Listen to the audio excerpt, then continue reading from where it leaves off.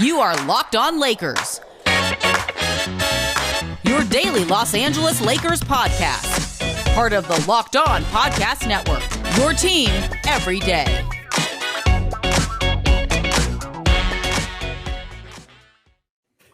Hey, everybody. Welcome to Locked On Lakers for Thursday. Brian Kamenetsky and Andy Kamenetsky. Got some news to kick around today, Andy. LeBron James is going to switch back to number 6, a number that, to be perfectly honest, I forgot that he wore. That was back in his Miami days. Well, he won 2 championships with it, so it worked out pretty well. Oh, I'm not saying it's a bad idea. I'm just saying I completely forgot that was a thing.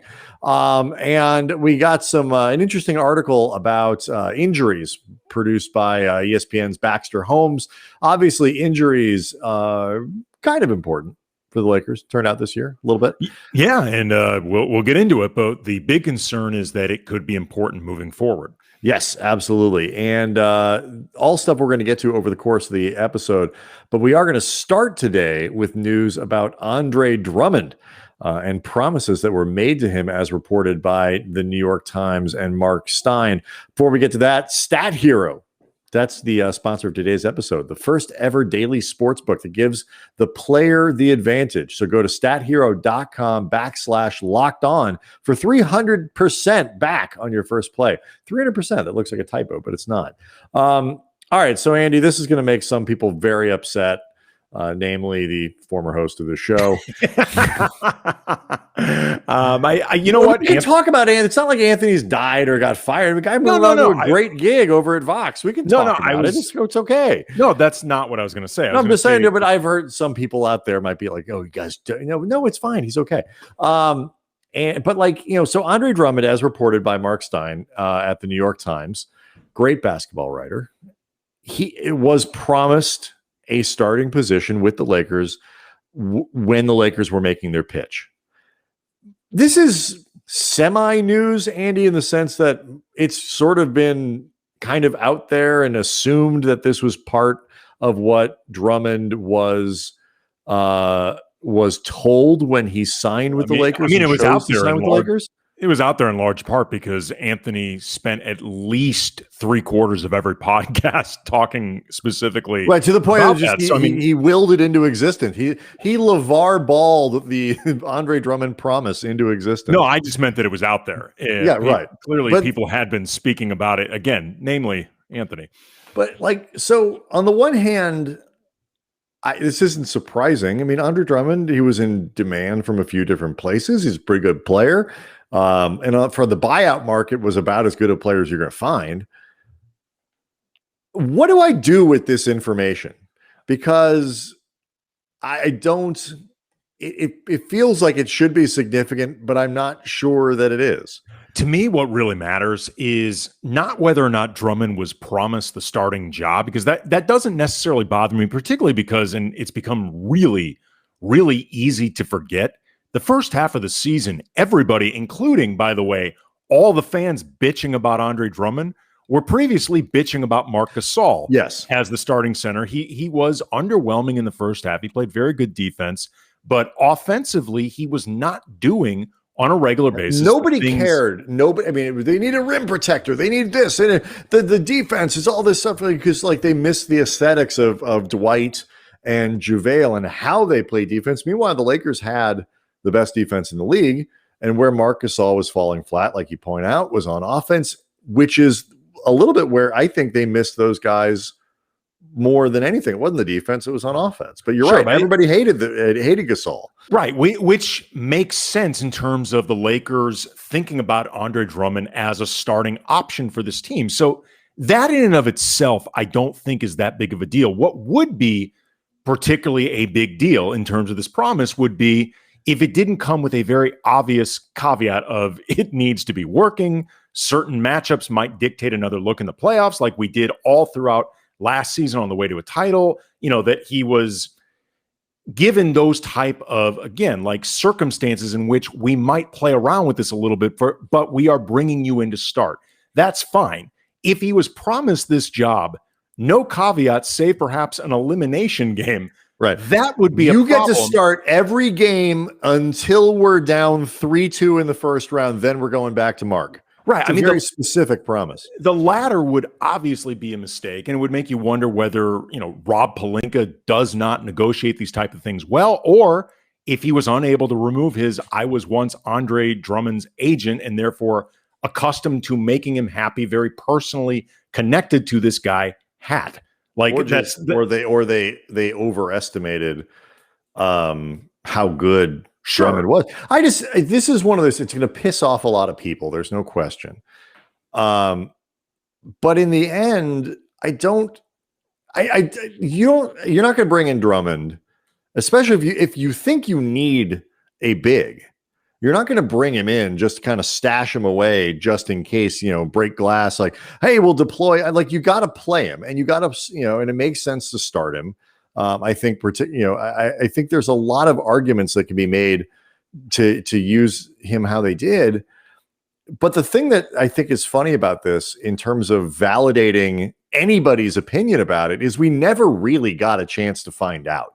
Because if you're going to have him and you think you need the upgrade and you want to, try to put out something that works in your head, LeBron James with Anthony Davis, and then you put in Andre Drummond's offensive rebounding ability, whatever it might be, you got to play it. You got to give it 15 games. You got to give it 20 games, whatever it might be. And then you can tell if it works or it doesn't. They never got that time. No, absolutely. And Drummond was neither terrible nor awesome. Like, there wasn't enough consistent any of it. And I'm including in the playoffs. The two games that they won, Drummond played very well. The game that they lost, that game one, wasn't Andre Drummond's fault. I mean, Schroder wasn't great in that one, and no. AD didn't show up. Drummond wasn't the reason that they ended up in the predicament they were in. It is just more interesting in the context of how the front office operates. Well, that's what I was going to say, because there's a larger point in this in terms of the moves that happened for this season. And it reminded me a little bit of when the Lakers made the trade for Dennis Schroder. And I liked that deal, even though I had been on the record, so to speak, many times in the past about how I would not want Schroder on my team because I didn't trust him. I thought he was too erratic a player. He was from 5,000 feet, that type of view, too weird. On that count, I think I was actually right. He is weird. He had flaws as a player, but I liked the deal, though, because I assumed, that he was coming off a really good season in OKC, which gave me some optimism that maybe on a high-end team with structure, you could get the best out of Schroder. But more importantly, I assumed he'd be coming off the bench, that he and Trez would be forming like the Trez-Lou Will type pick and roll partnership. That was I think a big assumption. Absolutely. And throughout the season, even during the period when the Lakers were winning, I was pretty insistent that even though Schroder wasn't necessarily bad during that period, he still would have been better suited coming off the bench. And Schroder, though, in the meantime, from minute one, like the minute we were introduced to him, declared himself a starter, made it clear that's how he wanted to be used on this team. And there was a certain amount of leverage that he had in terms of that relationship, because you want to try to re-sign him. They gave you just traded a draft pick. You just traded Danny first round draft pick, and you don't have the deal is predicated on the idea that he comes in, plays well, and you have access now to re-sign a guy who's in his late 20s, adding youth and a lot of speed, which they needed. And you're also trying to get him to sign an extension. Right, correct. That's when I say, and I mean add going forward beyond this year, well into the future. That deal, generally speaking, was well received. Yes, it was around the league, and I liked it. You liked it. Again, I did picture it playing out differently, but even in terms of usage, but even still, then, it was well received. Absolutely. I think what makes all of this, and like you're talking about the Schroder thing wasn't a disaster, but it wasn't sort of obviously a success either. It had some good moments, it had some bad moments, and like Andre Drummond, like there wasn't enough just sort of consistent, all right, this is what we think we have here with Schroder, even in the playoffs where he had a couple really good games and two awful games. Not even bad, like just flat awful, like destructive games. Go through the whole list. Wes Matthews replacing Danny Green, essentially brought in to play the Danny Green role in a lot of ways. Not a rousing success. Had some good moments, but generally speaking was not great throughout the year. Marc Gasol had some good moments, but generally speaking was, I think, a disappointment in some ways, depending on how you want to grade it. I liked him better than other people did, but I get it. Whereas a year ago, kind of like Frank Vogel, pressed all the buttons, hit all the things right. The stuff that they did, I don't know if it's a causation correlation kind of thing, Andy, but you could argue, certainly, and we're going to spend a lot of time on it this summer, that the choices that they made last offseason, whether people like you and me liked them or not, turned out not to work. Is it because of the moves that they didn't win, or is it because guys got hurt? We never saw what the supporting cast would look like with the thing intact, which makes it hard to grade. All right. Speaking of that, though, I mean, because we're going to get into in the next segment this report from Baxter Holmes at ESPN about injuries across the NBA and specifically how they affected the Lakers this season, but also moving forward. But there's one more point that I want to get into in terms of what you just mentioned with the right moves being made and the guys that were brought in last year versus this year, because you're hearing a lot of Laker fans talk about how they brought in the right type of guys last year, not this year. And to some degree, I think that could be true, but there's an element of it that I think people are overlooking that I think you absolutely have to still keep in mind. So we'll get into that coming up next. Locked on Lakers brought to you by Stat Hero. Did you know 85% of people, Brian, who play daily fantasy sports lose? Why? The game is rigged against you. You are literally playing against thousands of other lineups, including experts who have way more tools, way more time. You don't stand a chance. There's a saying in gambling: if you can't spot the sucker at the table, it's you. Same concept here. That's why you should play Stat Hero. It's the first ever daily fantasy sportsbook that puts players in control, winning within reach. Stat Hero shows you the lineups, then dares you to beat them. It's you versus the house in head-to-head fantasy matchups. You name your stakes, winner take all. You have the advantage. Stat Hero is showing you their lineups ahead of time. Nobody else does that. It would have helped me a lot in some DFS disasters. Remember these guys when I needed them. Stat Hero is DFS the way it was meant to be. One-on-one. Play Stat Hero now. Change the odds. Go to stathero.com/locked on. Sign up for free. Right now, you get 3 times back on your first play. 300% match they're giving you. It's unheard of. Go to stathero.com/locked on. stathero.com/locked on. Locked on Lakers also brought to you by Built Bar. If you're like me, you need something to kind of get you through the day. You're running errands, you're getting the kids back and forth to soccer, whatever it is they're doing, and you're trying to get a little exercise. You're trying. Some of you probably succeed in that better than me, but you're trying. You need something that tastes like 11 good. kids, man. It's hard to find at least 11 if I'm counting all of them. That I know of. I am virile. Yeah, there's less. Yeah. Anyway, anywho, you need something healthy. You want something low in sugar. You want something low in calories, but you want it to taste good. And that's Built Bar. 18 flavors, including 6 brand new ones like caramel brownie and cookies and cream. Built Bar also calms your sweet tooth without all that sugar because they're coated in 100% chocolate. They taste good. They're chewy and soft and delicious, which is not a given with protein bars. So you go to BuiltBar.com, use the promo code LOCKED15. And get 15% off your next order. Promo code LOCK15 for 15% off at BuiltBar.com. Harrison Fagan's still scarred, by the way, by what he called my sex rant on last week's show. I think rant, Andy, is a terrible word for that. I mean, if he just can't handle a little bit of frank sex talk, I think that's on him. Yeah. I mean... I would only assume that everybody else found it really, really enjoyable. I think everybody else is completely comfortable with it. It was just Harrison who was uncomfortable. I mean, all right, so 2021, man. Yeah, I mean, come on. So I Summer think of love, in a lot of ways, yeah. I think in a lot of ways, the Andre Drummond thing became kind of an avatar for a lot of choices that were made by the front office and Rob Pelinka over the summer. 2 summers ago, they hit all the right buttons. The Lakers go out, perfect chemistry, win a title. This year, it was rockier from the start for things that do have something to do with the personality. So they brought in, but then also too have were based on externalities that couldn't have been predicted and were completely different than last year.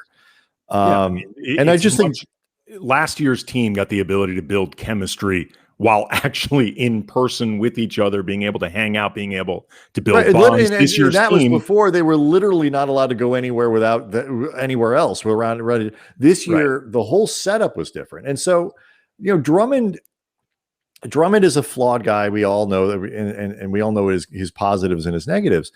But he almost became kind of a proxy for a lot of other discussions at the same time, because he wasn't that terrible.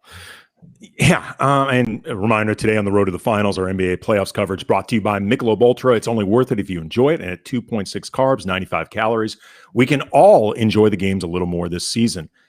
I was thinking about that, Brian, because with Andre Drummond being promised reportedly by Marc Stein, great NBA reporter, that starting job as a way of enticing him to take that role, which I don't think is necessarily unheard of. But anyway, it's also not it's not even at all surprising. Right. But there's the contrast, to say Dwight Howard last year and the way Dwight accepted his role off the bench. You're talking about a multiple-time All-Star, multiple-time Defensive Player of the Year, future Hall of Famer, blah, blah, blah.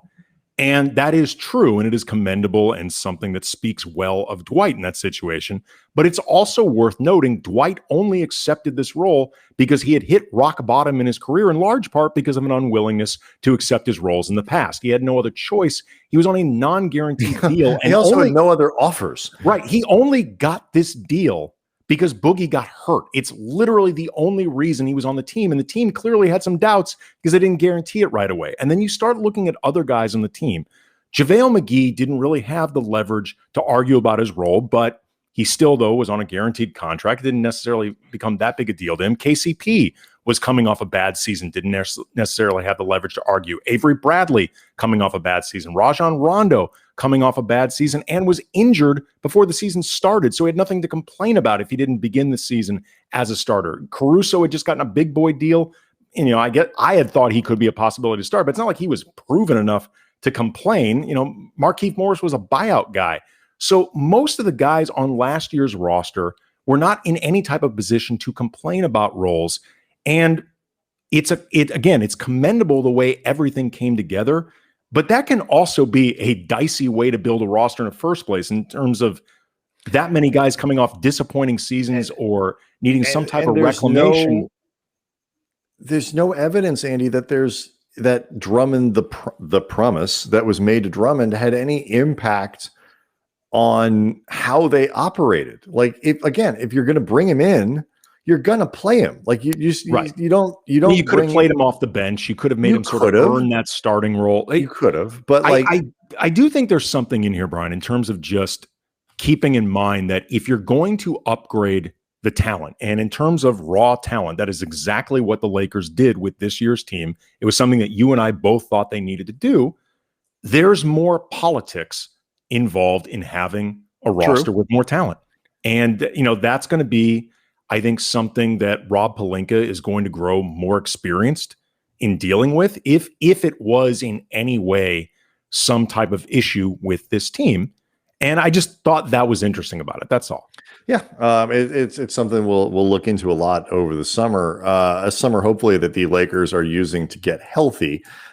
This year was one with lots of injuries. And as reported by Baxter, Holmes, it does, of ESPN, has a good feature up, which we'll tweet out. It does look like, depending on which metrics you want to use, that there were more non-COVID related injuries, particularly soft tissue injuries, this year than normal. Not the most ever, but more.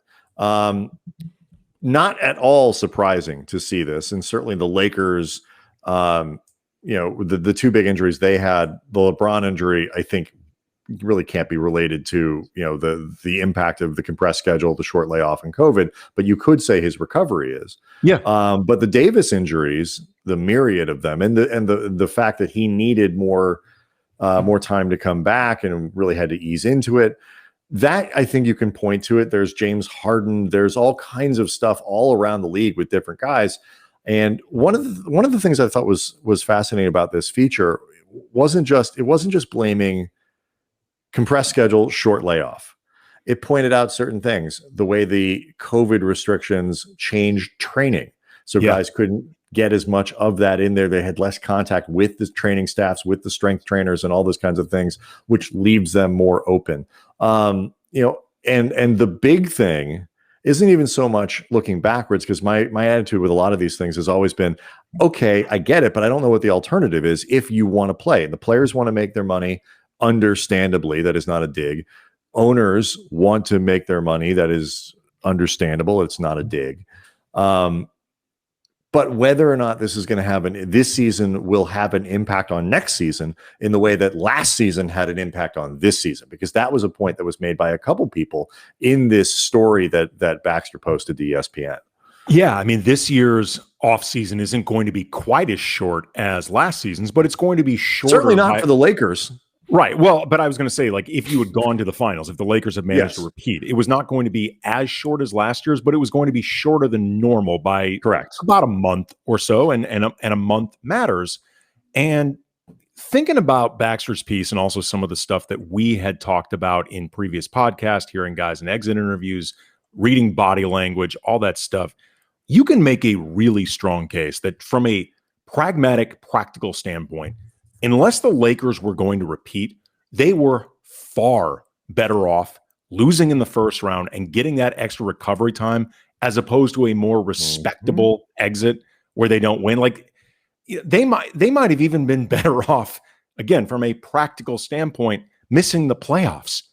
Like, just well, I mean, to some degree, that is one of the perks of being in LA, where any season when you have a contending, this doesn't hold for like 5 years ago, but when you have a contending level team, if you don't win a championship, it's a failure. And like sometimes that gets stupid, but other times it kind of comes in handy. And this is one of those times where it was not going to be considered much more of a failure to lose in the second round to Denver, were that to happen, than they did in the first round to Phoenix. Now, look, the big if in what you're talking about is, if they can get out of the first round, does that give them enough time to get Anthony Davis healed? Could they somehow get through? Doesn't seem like it. I agree with you, but I'm just saying, I think the longer you're in, the more you can, you have a chance to get your guys healthy. I think they were going to be doing this game time decision dance for at least the next couple weeks, if not the entire playoffs, because I agree with you. AD was never going to get a chance to really heal up. LeBron was never going to really get a chance to heal up. And that kind of injury, particularly with AD, was going to be the sort of thing that nags throughout.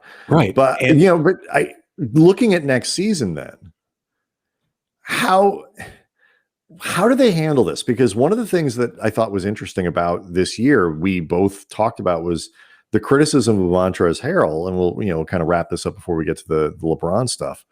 The criticism of Montrezl Harrell was like, well, he can't play in the playoffs. And our point was, okay, that's fine. You put AD at the 5 most of the playoffs anyway, and Harrell's going to help them get through the regular season, which was monumentally important. And it turned out guys got hurt anyway or whatever. But how much protection do you think they have to build in, not just for LeBron and AD, but for the supporting guys, the KCPs and all these other, because those guys suffered a lot, especially in the face of injuries from other people. Like it wasn't just the stars that suffered this year. It was the reserves too. I don't think necessarily too much, because these guys are actually going to be getting the equivalent of an actual offseason. And right. They get a mental break that they really need. Like, I think if, say, they had the type of offseason that they're going to get this year, or even like somewhere in the middle, like they had about 2.5 months. If, say, they had 3.5 months, which is still short. Coming into this season, you mean? Right. Yeah. Coming into this season, maybe what you and I thought, that value of Montrezl Harrell, the value I thought was going to be there for like Dennis Schroder, being able to take some of that load off LeBron, maybe that manifests itself more. If you want to be a skeptic about it, you say Anthony Davis has had issues with injuries throughout most of his career, which means maybe there's no way to safeguard against it at all. I mean, maybe that's just sort of the dice roll that you signed up for with somebody as incredibly talented right, as Davis, and who at the top of his game is as good as damn near anybody in the league. But there's right. But you can't risk. like the idea that you can't just look at Anthony Davis gets hurt. There's the lockout compressed schedule for. I mean that could happen in any season. You know what? We're gonna have time to talk about this, but I've been thinking lately that the resistance to playing AD at the 5, which comes pretty much entirely from AD. There's always been this school of thought that it's to prevent him from the wear and tear of banging with larger guys, that toll on his body. It's easier for him to be out on the perimeter. And, this was a school of thought, by the way, too, with him in New Orleans. They were always looking for a larger guy to play, quote unquote, center. I've been wondering if actually it's the reverse in terms of trying to keep him healthy, because you don't go up against as big of guys playing the 4. But my God, in today's NBA, are you running your ass off? Yeah, their coverages and all of it. I get what you're saying. I do wonder if it's as protective as you say. All right, well, look, we're gonna have a lot of time to go through this, but it was an interesting thing, and the causation correlation aspects of it. There'll be a bunch of different ways to break down, because I mean this in all sincerity. There's been a lot of research done on this season.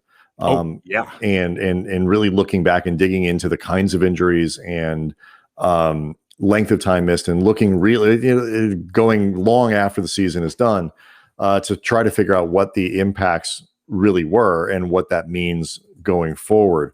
So it's a fascinating part of this season, and another place, injuries where the concept became kind of a proxy for how you feel about other things that were related to the pandemic, which is something we didn't get into today and don't necessarily need to, but was definitely an aspect of how people reacted to injuries over the course of the year.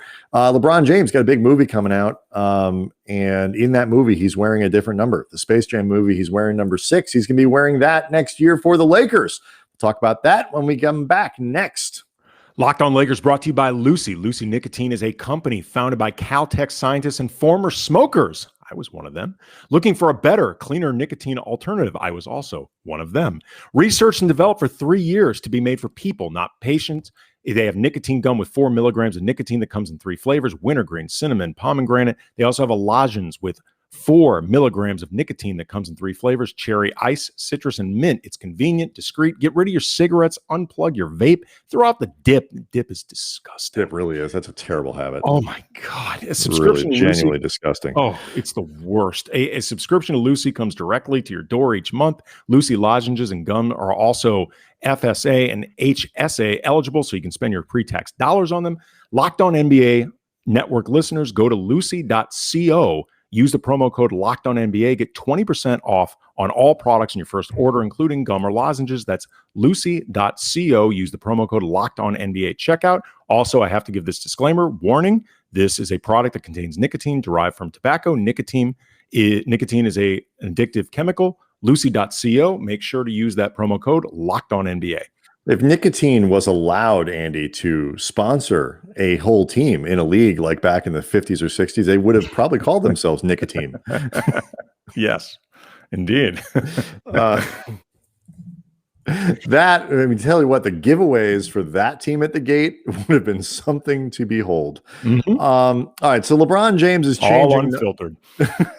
LeBron James is changing numbers. He's going back from 23 to 6, which is the number that he wore in Miami. Had a pretty good run there. I mentioned at the beginning of the show, I don't pay attention to numbers. I completely forgot that he wore that. I am not a person who gets worked up about this stuff, but people love jersey numbers. Mm-hmm. Anthony Davis, there was some speculation that he was doing it in part to let AD have 23, because he was going to do that before, and the time he basically they had applied for it too late, and the league wouldn't allow it to happen. So there had been, like you said, that idea that, okay, he's switching numbers, AD is going to be changing numbers, but AD is going to stick with the 3 that he won the title. Staying right with 3. It can't be. I mean, when you're that injury prone, you don't want to be weighed down with an extra number, front and back. That's true. Every little bit counts. Just lighter on his feet, less load to carry. Explains why Keon Clark just didn't have a number. His legs are so thin. This obviously isn't Kobe, switching from 24 to 8 to 24. just because LeBron's not going to just reach that, but like it got people riled up. Yes, there were did. people upset that like, what's he doing? Like, what's he doing to the changing number thing? Who do you think you are? Well, here's what it is. The news of LeBron changing numbers prompted some Twitter chatter, which we saw at Cam Brothers on our timeline, about possibly having 2 numbers retired by the Lakers, which naturally led to some Laker fans losing their damn minds, which is always hilarious. I had one person tweet at me. I don't even know how I ended up in this thread. 1 ring gets your jersey retired. Dang, I can totally see Jared Dudley, J.R. Smith, and Dion Waiters lifted up as well, then face the tears of joy. I don't even know what that means. LeBron needs to do more in the house Kobe built. To which I responded, I guess you'll be scaling Staples Center rafters to remove the West, Wilt, Goodrich, and Baylor jerseys as well. But Belgian never won one. He was like on that team for like 5 minutes and then retired, and then they won. So he has none, really. That poor guy. So I put up a poll at Cam Brothers asking people the following. How many numbers could LeBron have retired by the Lakers, depending on how many times he changes it? 1, 2, 3+ won't have any retired. And as of this recording, about 400 votes. 1 is at 54%. 2 is at 22%. 3 at 7%. And won't have any retired, 19%. First of all, to the 7% of you who voted 3+, thank you, because you're the only ones who got it. The only ones who leaned into my purposeful absurdity. That is the reason why I put it up in the first place. Keeps changing numbers every year. Yes. Plays 5 more, and he has like the slashiest banner ever. Thank you for being the ones who got it. The rest of y'all took this a little bit too seriously.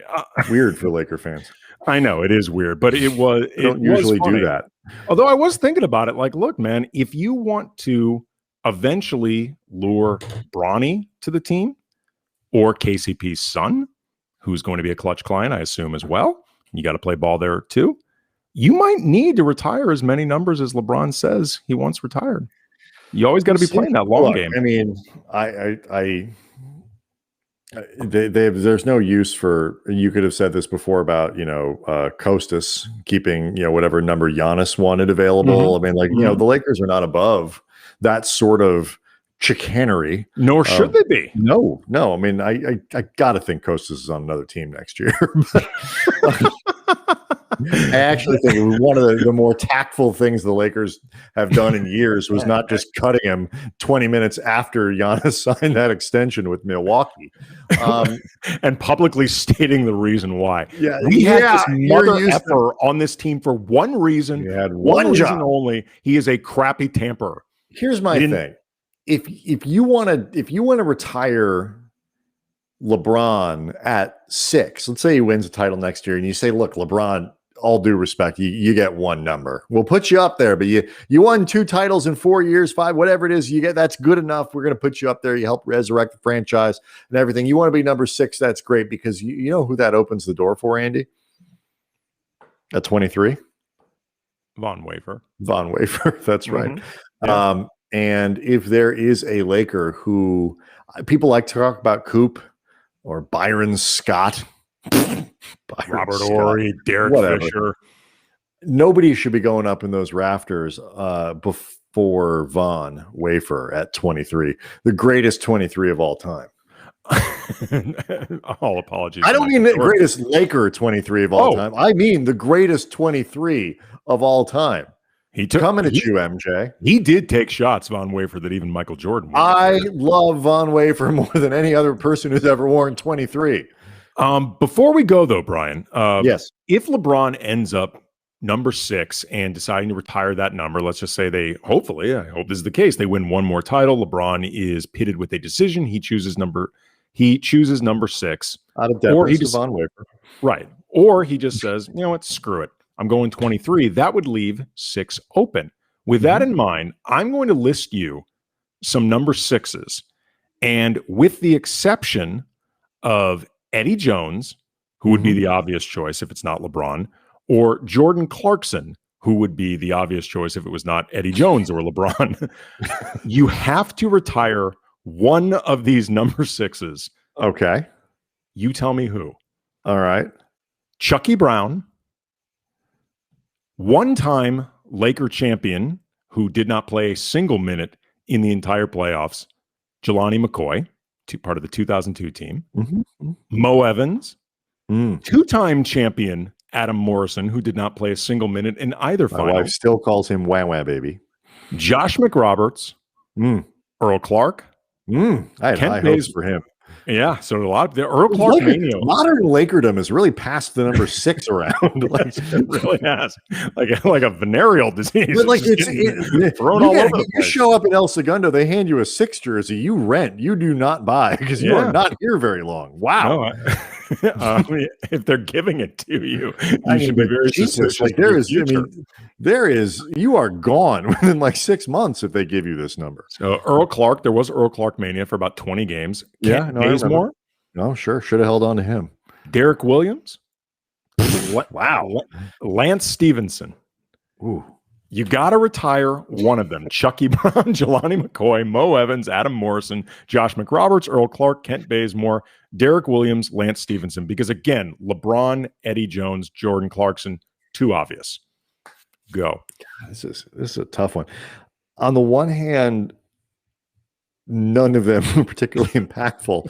On the other hand, McBob's continues to be one of my favorite nicknames of all time. I love McBob. And I particularly love McBob because Josh McRoberts apparently didn't. No, I sensed he was not a fan. I'm going with McBob. You're an idiot, man. The answer is Adam Morrison. Rings, baby. Count the rings. Count the rings. I can't put Wah Wah Baby up in the rafters. My wife would kill me. She's seen one college basketball game like in her life. It happened to be that one where Adam Morrison cries and he is forever Wah Wah Baby. Tough crowd. It's a shame, man. We covered him. We liked him. He's actually really liked Adam. He made the NBA. Pretty good player. All right. So tomorrow, Alex Regla, who now was with Silver Screen and Roll and the folks over at Vox, has a new gig. He'll talk about it tomorrow. He's going to be with us to break down what happened. Lakers put out some great content this year with a lot of really important and digestible numbers. So we'll talk to him about this season, get some other stuff going for you next week. Reminder, sign up and it's not sign up. It's subscribe to the Locked On Lakers YouTube page. Get all the good stuff over